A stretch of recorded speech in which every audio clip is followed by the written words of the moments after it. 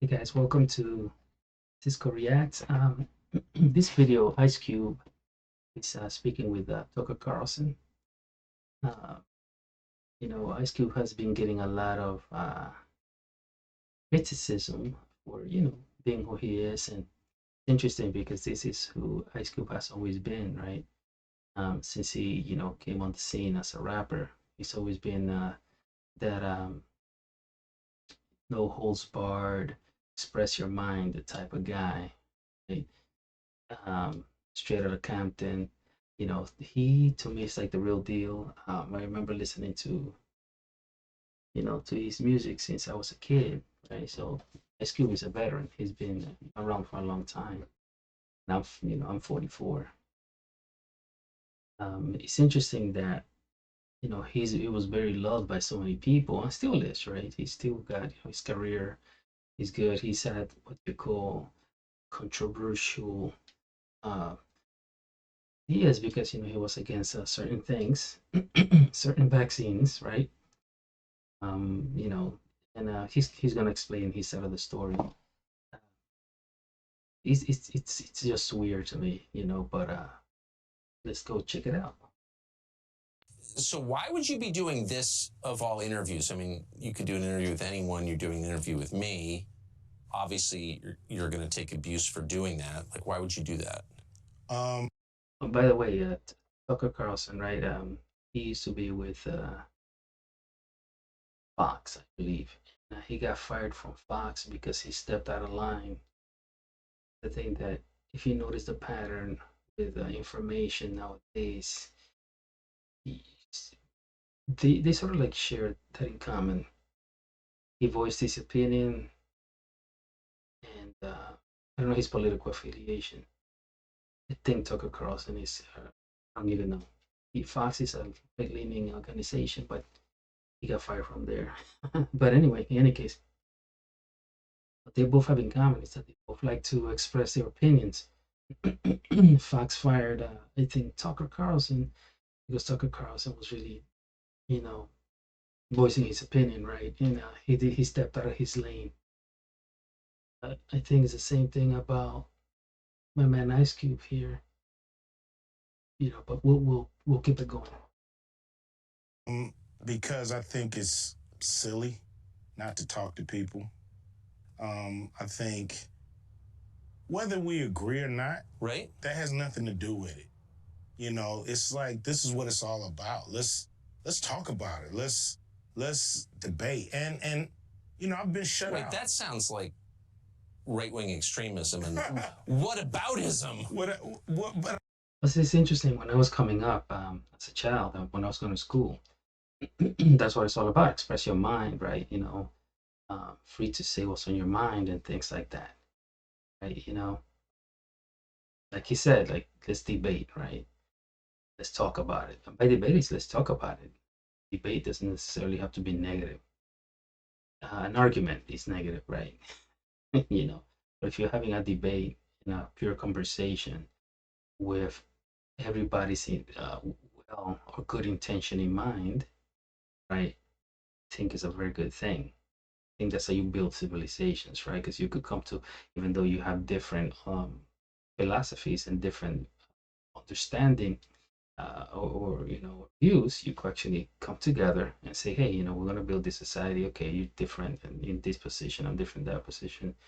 All right, how can we go ahead and you know align it so we could both grow up this society and you know the benefit of both of us, right? In this case, humanity. I've been shut out. Some platforms will not have me on. Why? They don't like that I'm, an independent thinker. I'm not part of the herd. I'm not part of the go along to get along gang, so to speak. So, um, I'm an outsider, and so I'm not part of the club. So I have to go places for one that I'm welcome, Yeah. and where I can voice my opinion without somebody, saying I'm a bad person and that they never want to have me on their platform again. What platforms have banned you? I've been That's what all of us want, right? You want to be able to voice your opinion without being a bad guy. There's bad guys out there, bad game, bad people, But that's, I guess, what everybody wants, to be able to voice their opinion and not be seen as a bad person, right? I tried to go on The View. They didn't have me on The View. Why? Well, a few of the guests just really didn't like where I was coming from. So, or a few of the hosts, I mean. So that's what I was told by the producers. I don't know if the producers was just copping out and using some of the hosts to not have me come on and explain myself, but You'd be a good booking for them. I've been on there before. Yeah. It's just when I've became an independent thinker, when I've, I'm not, I don't follow their brand of politics, I guess. But if you can't think for yourself, then you're not really free, are you? No, you're not. That's true form of slavery. See, because you could be tied physically, be free mentally, and you escape the physical slavery. I believe it was Frederick Douglass that he said that his freedom started in his mind, and when he was freeing his mind, he ran, he took off. In other words, for his freedom. If you take a person's freedom to express themselves, like, we're human, we're very social. You separate us from one another and put us alone in an area, I think eventually we'll start going crazy. We need that interaction. But if we have that interaction, and now within that interaction, you're restraining each other to the point that you're not free to say what you want to say, at that point, you're in bondage to whoever is oppressing you, or whatever idea is oppressing what you could say or cannot say. That's dangerous, because that's slavery right there. That's mental bondage, mental slavery. No matter how strong you are and how you don't have to have chains, but if in your mind you're held by restrictions, either by yourself or somebody else. Don't get me wrong. There's things that we have to restrict ourselves from, right? And we set those boundaries, right? We have laws set in place that we establish to keep ourselves from destroying one another, right? So we create laws.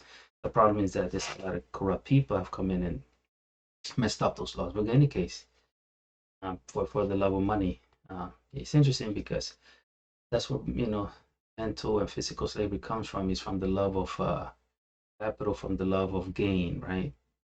Some people will give in to those things and want to destroy their fellow man, fellow women, humans, for those reasons.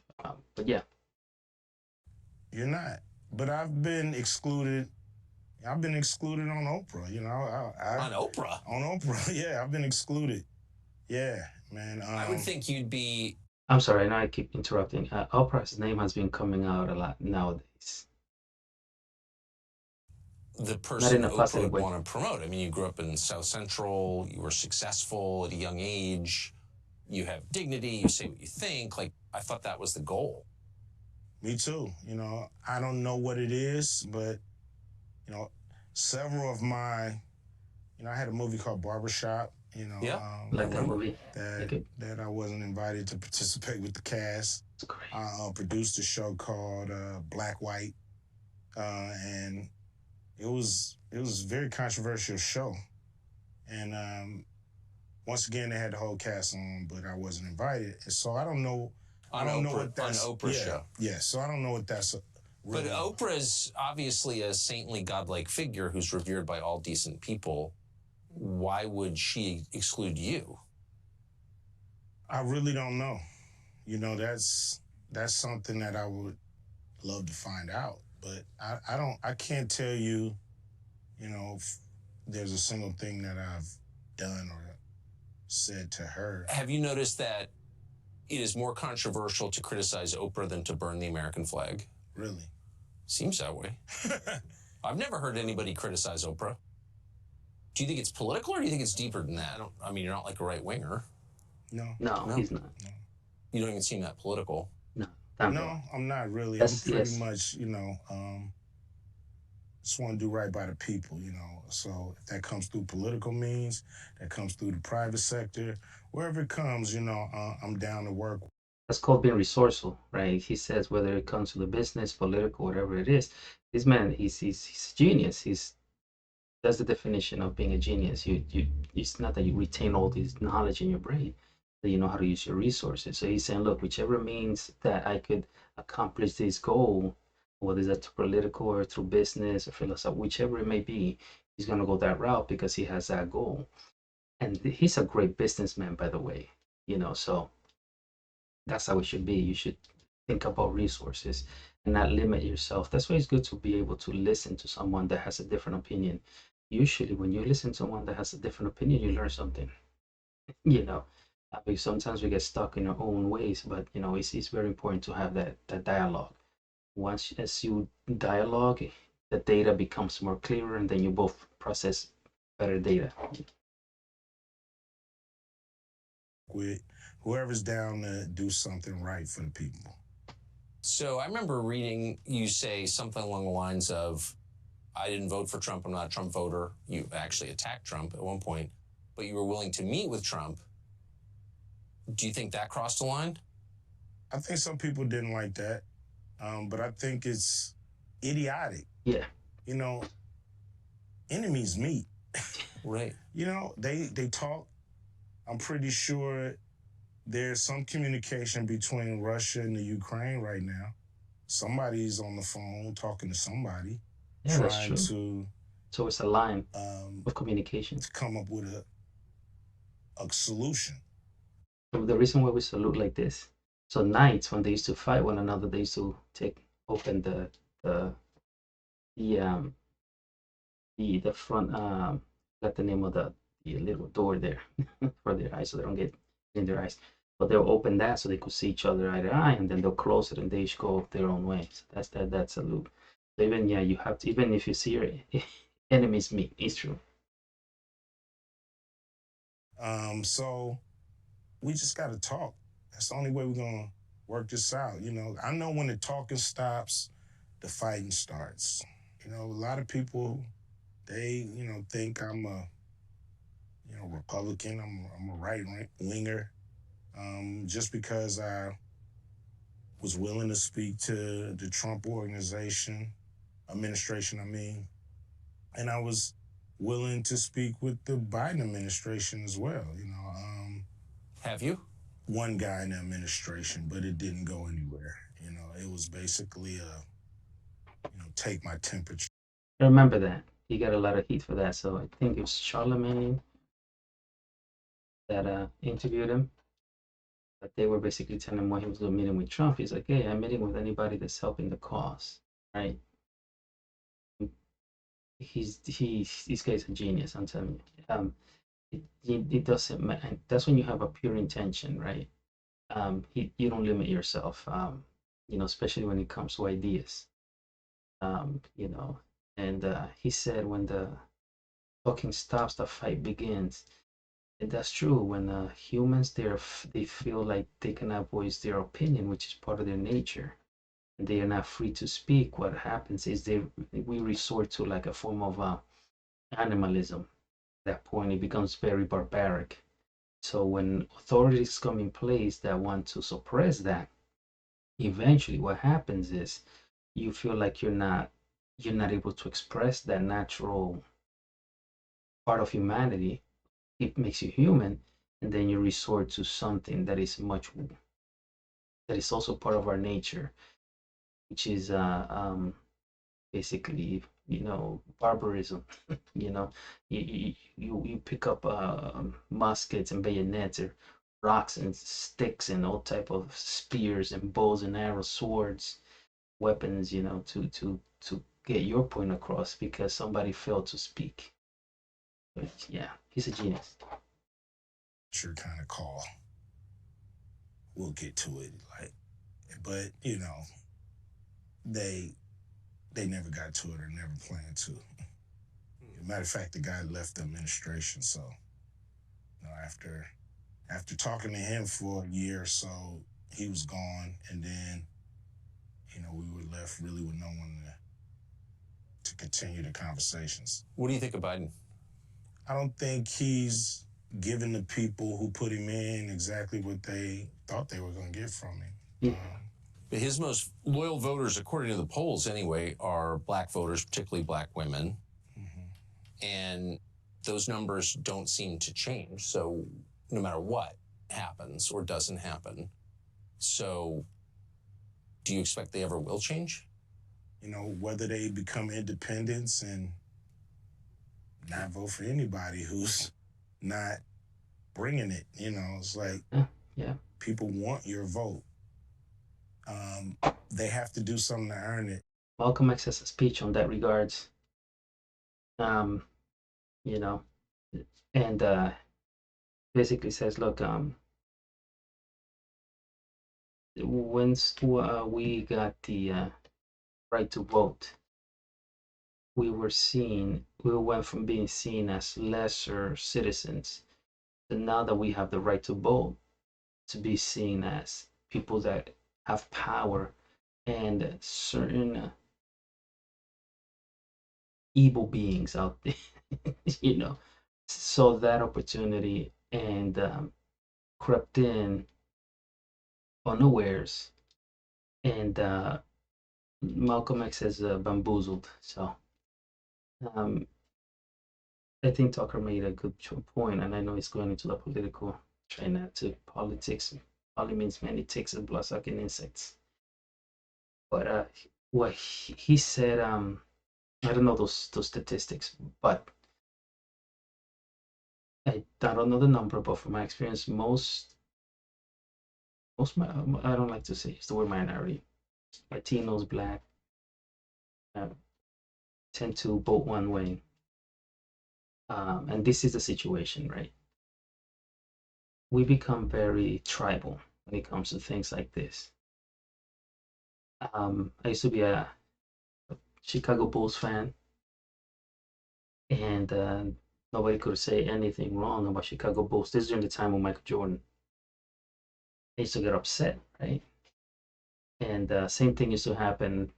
Used to be able to only afford one console, so I had a Sega Saturn at one point. My friends had PlayStations, and they used to just trash my Saturn.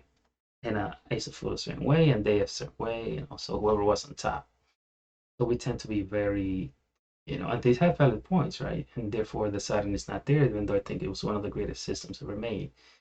But nevertheless, what happens is if somebody promises something, right, and it doesn't happen, doesn't matter who it is, you're in a relationship or you're in a political party, don't stick to a political party just because it has a word on it. He has to do something for you in this situation.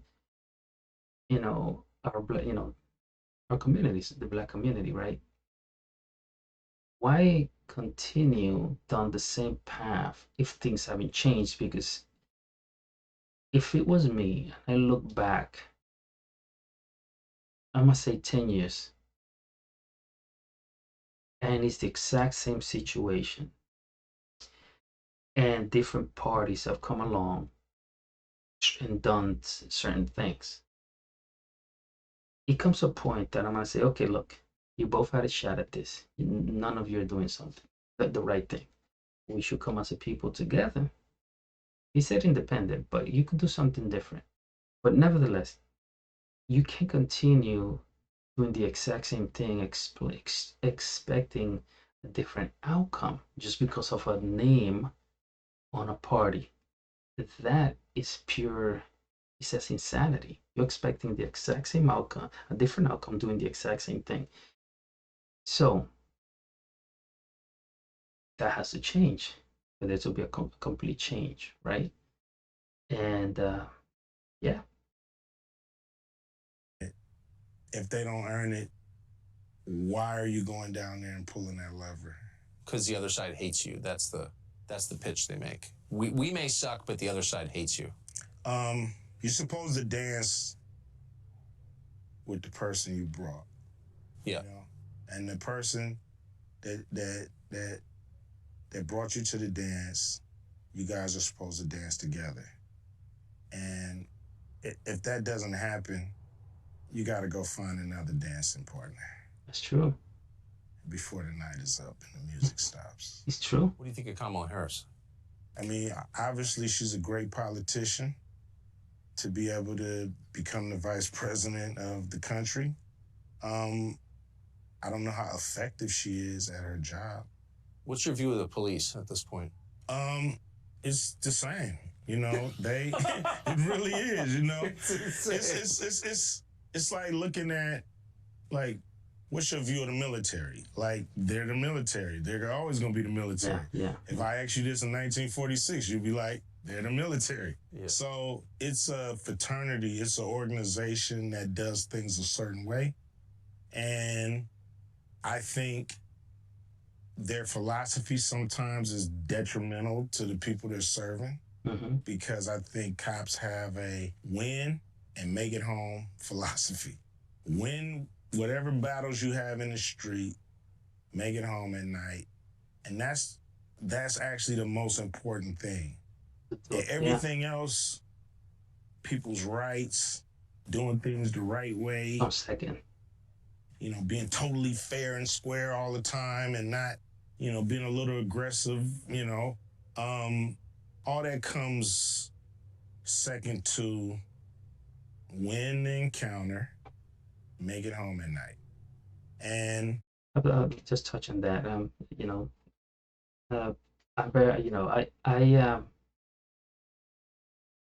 I think the police system in certain areas, right, have to be redone, especially in big cities, right? Because it's the violence, level of violence is higher.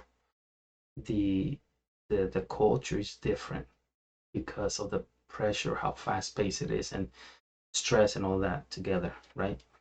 So cops, they you know, not all of them adhere to the law many times, right? And they do have that mentality that they see you as the in general. It goes from seeing everybody's basically a possible, and I understand you want to make it home at night, right? But the situation that happens is, I guess I'll finish that train of thought. Everyone could be a threat.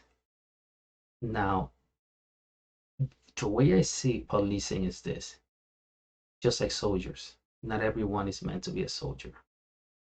Not everyone is built to be a cop. Everybody is built to be a soldier. Not everyone is built to be a cop. I think the testing has to be better. I've had encounters with cops. Most of my encounters have been extremely positive, right? And being young, I've done stupid stuff, you know. But as an adult, I've also had encounters with cops from my own peoples, right? That have been very negative. No. To this day, I have not had a bad encounter with a white cop. As a matter of fact, they have been very lenient with certain things, but for some reason, whether they're Latino, Dominican, Puerto Rican, whatever it may be, or black, right? I've had bad encounters, you know. And the thing is that the not to go into too many details, the situations that I have gotten caught in, have been in. For example, having my registration expired and completely forgot about it. Had a lot going on. Had my mother-in-law in back of the car. It was nighttime. You know, here I'm Afro Dominican, she's African American. You know, so people color, right? So the cop comes, you know, comes to the window. He looks a big guy, you know, big white dude, big country, and he looks and he's like, hey, yeah, you know, your registration expired, you know. And he said, but I see you have, you know, someone in the car. I'm not gonna get you towed. I'm not gonna take your vehicle. He said, listen, do me a favor, go straight home because the next cop might not be as gracious. So that was awesome. Then I was in another position that I bought a car, a nice little car there, you know, Nissan 350Z Nismo. I'm crossing the Washington Bridge, and I'm looking for parking, and I get pulled over Washington Heights has a lot of nice cars, man. But I got pulled over. Cop was so ignorant, man. I I show the same respect to every cop. At the end of the day, I want to make it home at night. I have responsibilities. But nevertheless, you know, I think that the system needs to become. It needs to be. It's not abolished. It has to be like fine tuned. There has to be more checks and balances to keep certain cops from doing things that are very ignorant, right? Um, and it's like he says, it's a fraternity. It's like, yeah, that's what it feels like. It's like you say something about this cop, the other one protects him. And at the end of the day, when you are in a situation that you need assistance, right, and the authority of the cop that you when you call 911, and that cop has ulterior motives for it. It's out of another experience that I had. It's very hard to feel justified. At the end of the day, you want justice, right? When something happens, it's all about justice. If you cannot trust those that are in charge of interpreting that justice because they are not properly trained or they might even be corrupt, at that point, it becomes a very tough situation. You feel helpless. And some people, if they don't have the right mentality, they take matters into their own hands. And that's how you end up with so much violence. You can't really fault somebody for thinking that way as a police officer, but that's the philosophy. So everything else comes second to that. So guy might not care if he violated your rights. He's gonna win this encounter. He's gonna make it home tonight. And that's all that matters. And sometimes I think that's what we see is an organization hell-bent on winning and not a fraternity or organization hell-bent on upholding the law and doing everything right or by the book, so to speak. Yeah. Yeah. And it's just the nature of that fraternity. Maybe of organizations. Yeah, it's they come with a philosophy, and you can try to buck it if you want to, but more than likely they're gonna get you out the way and stay in formation. Do you think that it's harder to be a man in America now than it was when you were a kid? Yes. Saying what you feel, being yourself, is what they call toxic. We shouldn't be called toxic for our instincts and for, I was born this way. What are you talking about? You know what I mean? Like, why can't we be ourselves? We were born this way too. Yeah. So there are some groups, like if I say I'm trans, and people say, that's great, you were born that way, we affirm you. But if you say I'm just a dude with male instincts, you're not affirmed, you're attacked. Yeah, I mean, everybody doesn't really have to affirm you. If I wake up and say, I feel like a pigeon. Uh-huh. And I want everybody to treat me like a pigeon.